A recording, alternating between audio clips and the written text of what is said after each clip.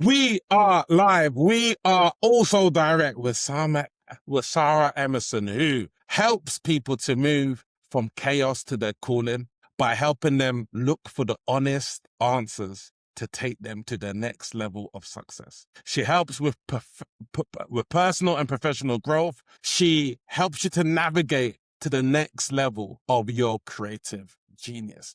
Certified life coach and business coach, mindset strategist, founder of Sarah Emerson Coaching.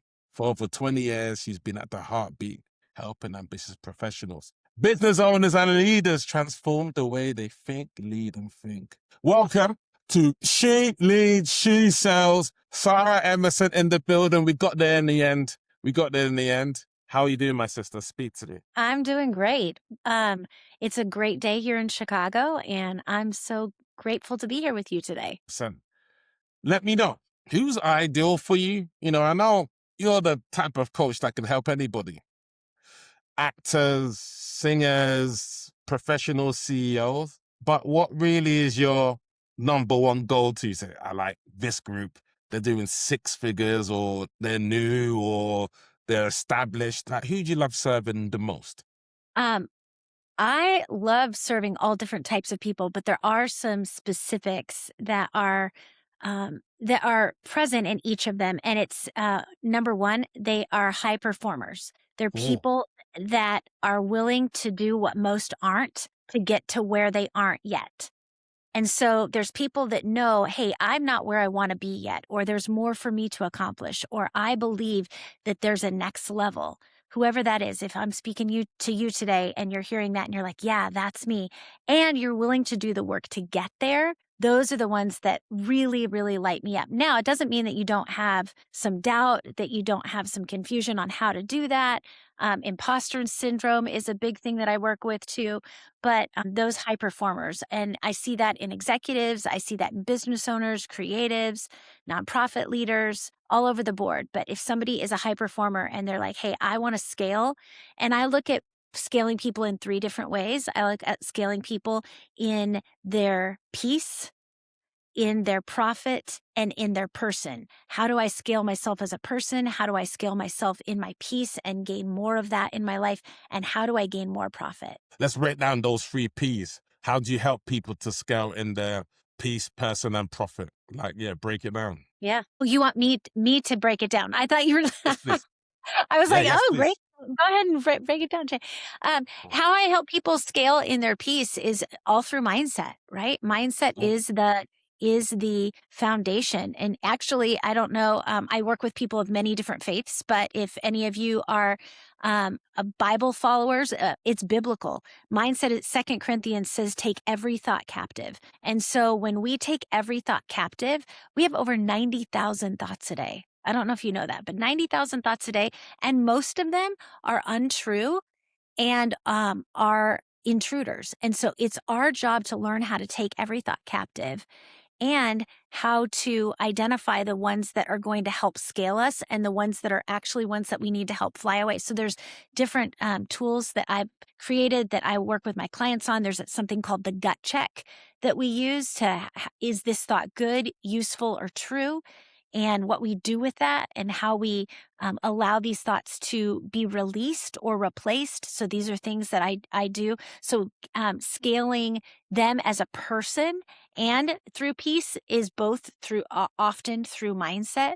It's also through risking, identifying what their risk tolerance is. A lot of people get to one stage of life because they're willing to take risks, and then they get there and they plateau because they're not willing to do it anymore for different reasons. So it's identifying what their risk tolerance is and then helping them work through that next. What I like to call is hurdles. Jay, have you ever watched people run a relay race over hurdles? Maybe in the Olympics or things like that. Well, if you imagine one of those runners running and you're watching them and they're skipping the hurdles, what would you think? That they don't want to get the gold medal, or I'm not sure. They don't want to get the gold medal. They're injured. Maybe they're cheating. That's what I would probably think. I'd probably think they're cheating. Yeah. Right? All different things. But the truth is, as individuals, each of us have hurdles in front of us every single day, and we're skipping them. And so what I do as a coach is I help people identify what hurdle is right in front of you and how do you need to strategize on how to jump over that, because the more hurdles we can jump over and eliminate, the faster and more smoothly we can run. And so that's another way that I help my clients. And so we help them with their mindset and their risk tolerance. That's how that we help them with their people, is not just internally but externally, right? The relationships that are around them. So we work on that too, through coaching. And then their profit is we identify where they are right now and where they want to be, right? One of the things that I do as a coach that I believe that I'm really gifted is I can see possibilities and problems before they can. And I help them identify what those are and how to go after them and grow that risk tolerance, but do it in a smart way. And when we do that, our profit grows. Amazing. I love the way your mind works. Well, thank you. Very sharp. Yeah. Thank you. Yeah. Let me know some outcomes. What are some outcomes that you have helped people to do? Is it in terms of profit, for example? Any examples? Or, hey, look, I helped this client scale their profit by scaling their piece and their person. Yeah. Any examples? Yeah. No, that's a great question. Results is something that I take really seriously because it's one thing to have a nice conversation with somebody, but if you're not actually getting results, then at the end of the day, it makes it literally all that is a nice conversation. And so I want to have more than nice conversations with my clients. So some of the results, I obviously only share things that my clients have given me permission to, because a lot of what I do is very confidential for my clients' sake. But one of my favorite stories is Corey, and he is a business owner, and he came to me 5 years ago. He was $80,000 in debt, newly married, had not told his wife that he had debt, and had just closed a business and was getting Mm. ready to start a new one. And so no job, debt, new wife, and was like, help. And I was like, okay, this is a lot and let's go. So in the first year of coaching, he paid off the debt, plus started a new company and had $90,000 in sales in that first year. This year, this is 5 years in, he now has 4 employees. His marriage is doing well. In fact, his wife is a client of mine now too. And Wow. and they have a little baby boy who's a year old, and his company will do probably 4 or 5 million this year. Wow. And so that's just one story of somebody who came to me not just with a desire for more profit, but a desire to work on the relationships, the people in his life and his own person too, and to gain peace. And so that is a great story there. There's many others. Right Yeah, of now, people course. Yeah. tell you that it's hard to find jobs. I actually don't think that's true right now. People say that all over the world, it's hard to find jobs. I actually don't think that's true. I think that you can find jobs, meaningful ones. You just need to know the strategy on how to do that. And so in the last 2 months alone, 8 of my clients have either gotten a raise, a new job, or have started a new business. And so that's just in the last 60 days. So we see results here all of the time, and we're really excited about that. And I work with clients all over the world. I have people all over the US, and we're in 5 countries now too. Wow. Amazing. Wow. Really love the fact that you really created a system. If this is your heart's work and you're really creating results for people, which is brilliant.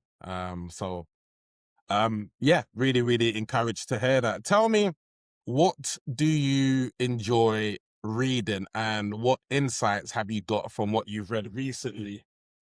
I think what I've been reading with my son recently is this book, Think and Grow Rich. Ooh, And that's a yeah, we take this and we lean into 3 pillars in this book. We lean into burning desire. I say, son, if you want this, the chapter on burning desire and then the chapter on persistence, because look, I'm taking notes might not here. happen immediately. And then finally, the chapter on faith, because faith means that we look in the long term, we have faith, we keep following the process. So that's what I really take from that. Anything that you've read recently that really sets your light on fire and that you want to share? I'm looking at my bookshelf right now. So, there's one that I'm biased about, and that it's because my dad wrote it, and it's called Improv Leadership. And Oh, so, well, available on Amazon if anyone's listening. So, Improv Leadership, it's all about your how to lead through different ways and really gain specific results in the people that you're leading, and do it in a way that's natural to who you are, not some contrived way. So there's a lot of creativity in it. I love improv leadership. Um, but another one that I've been reading is Winning the War in Your Mind by Craig Rochelle. That's another one, okay. especially if you want to talk about mindset and how to not allow your circumstances to gain control, but to allow um, and not allow the thoughts to take over, but allow, and that goes into your faith too. So winning the war of your mind. Um, Another one that I like is Rework, Oh, which nice. this one is by, this one here is by Jason Fried and David Heinemeier. I was gonna say his last name, wrong, but Hansen. And Seth Godin actually writes a foreword in this one too. But this one's all about how your work does not have to look like everyone else's. It can look, you can own your personality. In fact, I was talking to a client about that yesterday.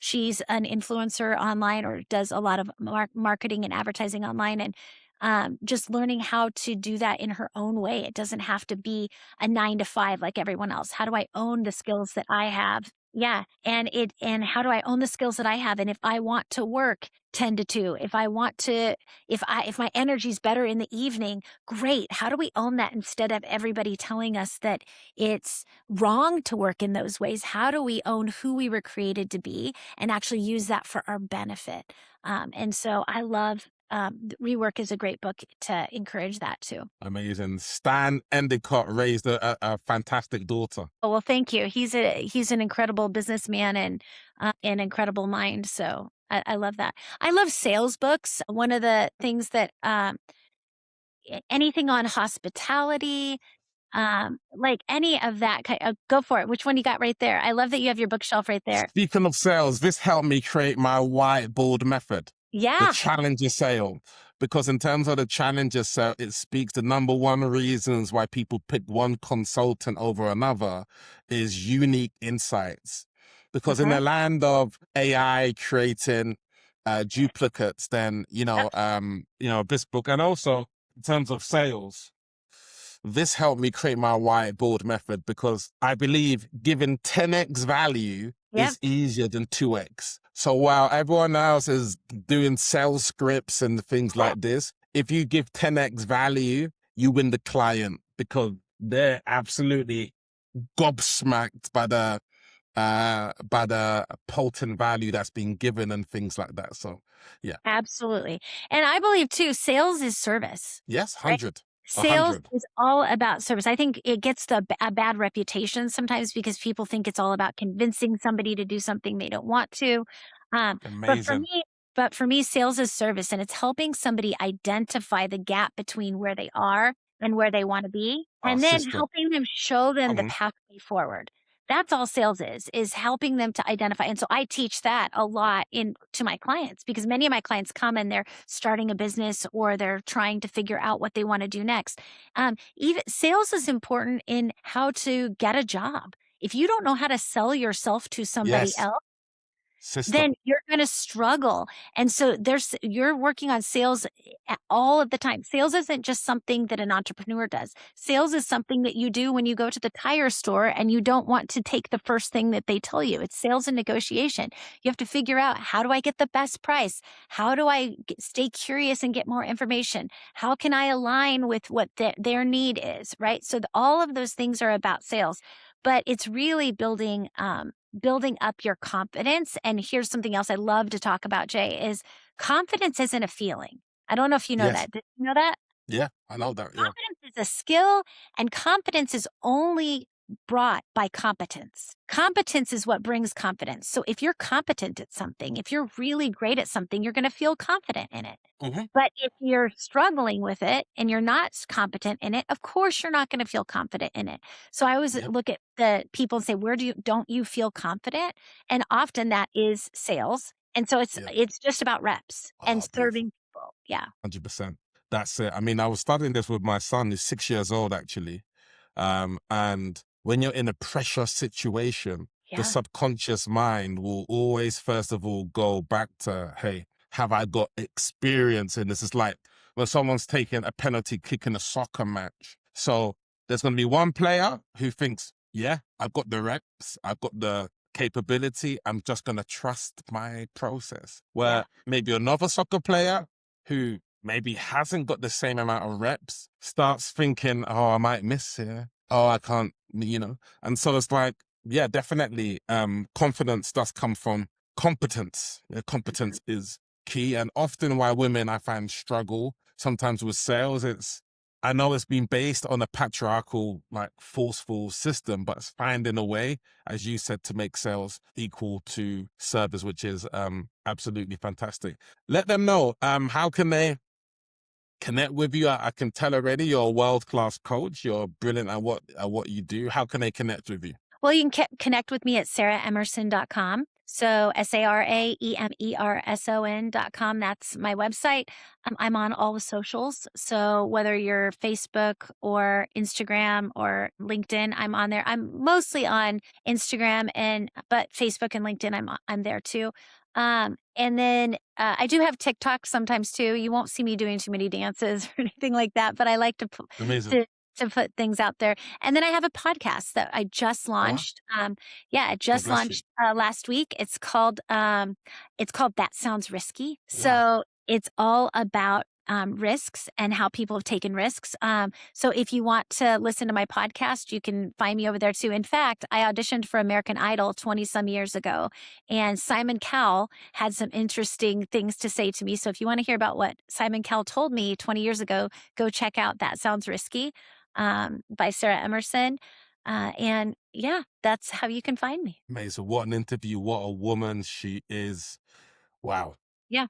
A little bit, She needs, just a little bit about, can I give them a little bit about how I help my clients in case they're yeah, interested in that? of course. Yeah, yeah.